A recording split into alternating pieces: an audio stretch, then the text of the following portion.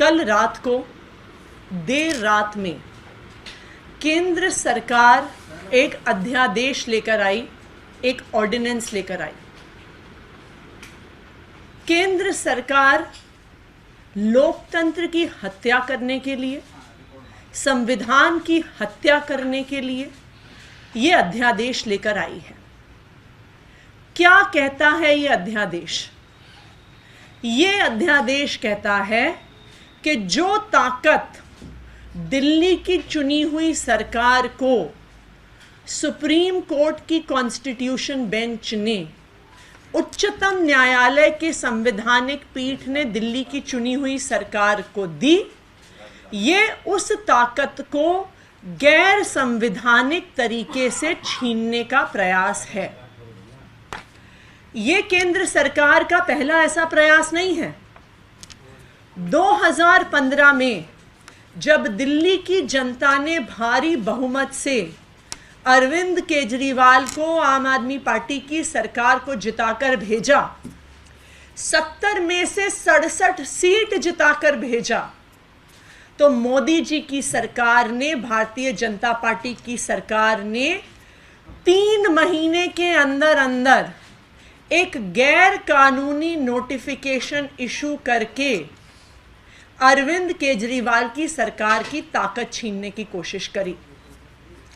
मई 2015 में मोदी जी की सरकार ने MHA का एक नोटिफिकेशन इशू किया कि केजरीवाल सरकार के पास सर्विसेज की ताकत नहीं है, उनके पास अफसरों की ट्रांसफर पोस्टिंग की ताकत नहीं है, उनको भ्रष्ट अफसरों पर एक्शन लेने की ताकत नहीं है, उन्हें इनएफिशिएंट अफसरों को हटाने की ताकत नहीं है। ये ताकत केंद्र सरकार के पास है।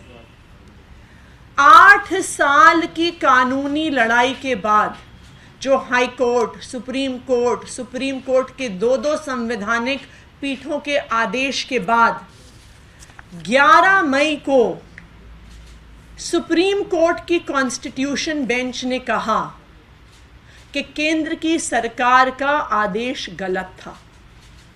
सुप्रीम कोर्ट ने कहा कि ताकत दिल्ली की चुनी हुई सरकार के पास है। जो ये सुप्रीम कोर्ट का आदेश था जो 11 मई को आया है, ये क्या कहता है? ये कहता है कि दिल्ली की चुनी हुई सरकार के पास ताकत क्यों है। सुप्रीम कोर्ट ने कहा कि 3 संवैधानिक सिद्धांतों के आधार पर दिल्ली की चुनी हुई सरकार के पास ताकत है। पहला सिद्धांत, इस देश का संघीय ढांचा यानी federal structure of the constitution. Supreme court के आदेश ने कहा कि federal structure of the constitution के प्रिंसिपल के आधार पर किसी भी राज्य की सरकार की ताकत छीनी नहीं जा सकती है। कि अगर केंद्र सरकार को ही सारी ताकत देनी होती तो इस देश के संविधान निर्माता एक संघीय ढांचा क्यों बनाते? तो सबसे पहला सिद्धांत जो सुप्रीम कोर्ट ने रखा कि federal structure of the constitution से दिल्ली की चुनी हुई सरकार के पास ताकत है। दूसरा सिद्धांत, सुप्रीम कोर्ट की संवैधानिक पीठ ने कहा कि दिल्ली की चुनी हुई सरकार के पास लोकतंत्र के सिद्धांत के आधार पर ताकत है। कि अगर संविधान ने आर्टिकल 239AA के तहत दिल्ली में एक चुनी हुई सरकार बनाई है, दिल्ली में एक लेजिस्लेटिव असेंबली बनाई है, तो लोकतंत्र के सिद्धांत के आधार पर दिल्ली की चुनी हुई सरकार के पास ताकत है कि जिस जनता ने उसको वोट दिया है, विल ऑफ द पीपल को इंप्लीमेंट करना उस चुनी हुई सरकार का अधिकार है।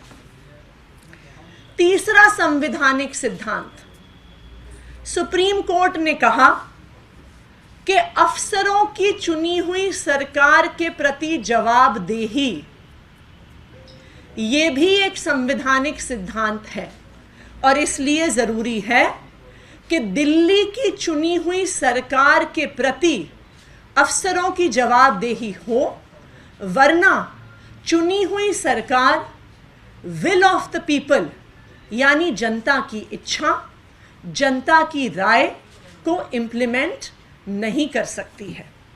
तो सुप्रीम कोर्ट की संवैधानिक पीठ ने ये 3 सिद्धांतों के आधार पर, 3 संवैधानिक सिद्धांतों के आधार पर ये कहा कि दिल्ली की चुनी हुई सरकार के पास पूरी ताकत है। किस चीज की ताकत है? अफसरों की जवाबदेही की ताकत है, अफसरों की ट्रांसफर पोस्टिंग की ताकत है, भ्रष्ट अफसरों पर एक्शन लेने की ताकत है। भारत के प्रधानमंत्री नरेंद्र मोदी जी ने एक बार फिर यह साबित किया है कि वो एक तानाशाह है, न लोकतंत्र मानते हैं, न सुप्रीम कोर्ट मानते हैं, न संविधान मानते हैं। भारत के सर्वोच्च न्यायालय की संविधान पीठ का फैसला, संविधान पीठ के फैसले ने यह कहा कि दिल्ली में एक चुनी हुई सरकार के पास ट्रांसफर पोस्टिंग का अधिकार होना चाहिए। और उस फैसले को 2 दिन भी नहीं हुआ, मोदी जी ने बदल दिया एक अध्यादेश के जरिए, एक ऐसे अध्यादेश के जरिए जो भारत के सर्वोच्च न्यायालय के फैसले के खिलाफ है। इतना क्यों डरते हैं केजरीवाल से? इतना क्यों भय सताता है आपको अरविंद केजरीवाल से कि आप एक अरविंद केजरीवाल की सरकार दिल्ली के अंदर नहीं चलने दे रहे हैं, जिसको 2 करोड़ लोगों ने 90% से ज्यादा सीटें देकर चुना, प्रचंड बहुमत के साथ, एक नहीं 3 बार चुना। आप ऐसी सरकार को नहीं चलने दे रहे हैं। तो ये पूरा देश देख रहा है कि किस तरह से प्रधानमंत्री नरेंद्र मोदी जी ने और भारतीय जनता पार्टी ने लोकतंत्र का गला घोटा है, किस तरह से भारत के सर्वोच्च न्यायालय को चुनौती दी है, किस तरह से भारत के सर्वोच्च न्यायालय की संविधान पीठ का फैसला बदला है, और किस तरह भारतीय जनता पार्टी और नरेंद्र मोदी जी अरविंद केजरीवाल से डरे हुए हैं। ये पूरा देश, पूरी दिल्ली देख रही है। वक्त आने पर इस देश के लोग आपकी इस तानाशाही के खिलाफ जरूर खड़े होंगे। माननीय सर्वोच्च न्यायालय इस बात का संज्ञान जरूर लेगा। जय हिंद। हमसे जुड़े रहने के लिए हमारे YouTube चैनल को सब्सक्राइब करें और नई वीडियो की नोटिफिकेशन के लिए बेल आइकॉन को दबाएं।